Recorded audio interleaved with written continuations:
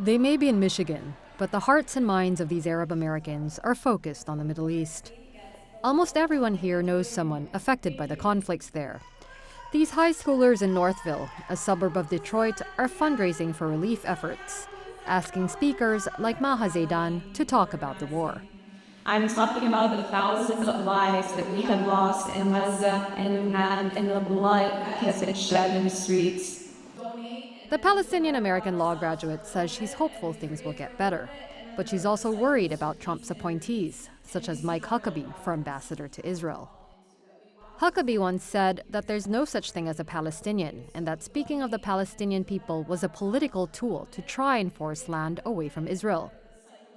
It's very disappointing to see who he chose to appoint, because it seems like they are all part of this broader agenda to continue to support Israel and to continue to ignore and completely act like they are not committing crimes, like no children are dying, like no civilians are being targeted. Over in the Arab American majority city of Dearborn and neighboring Dearborn Heights, many blame the Biden administration for how Israel has conducted the war. Many voted for Trump. Among them, Bill Bazzi, the mayor of Dearborn Heights. He has memories of war himself, having fled to the U.S. from Lebanon as a child in the 70s. Bazzi campaigned for the president-elect in Michigan, despite Trump's track record of supporting Israel. The cabinet picks don't bother him, but U.S. military aid does.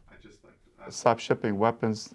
What they're doing with the weapons is totally against everything that we believe in.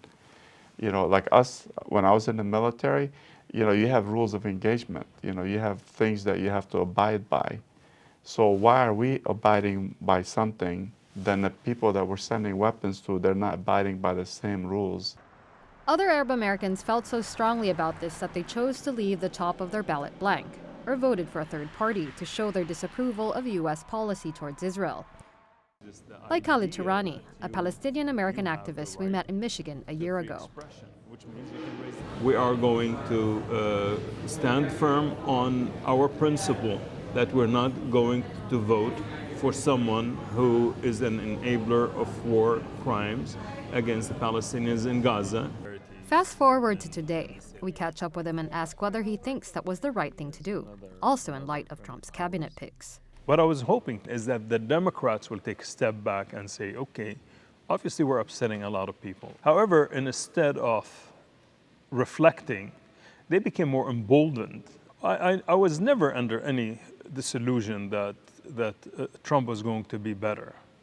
Whether they're happy or not about the outcome of the U.S. election, Arab Americans in Michigan and elsewhere are united in their hope for a swift end to the war. They just have different visions about how that can be achieved, and by whom.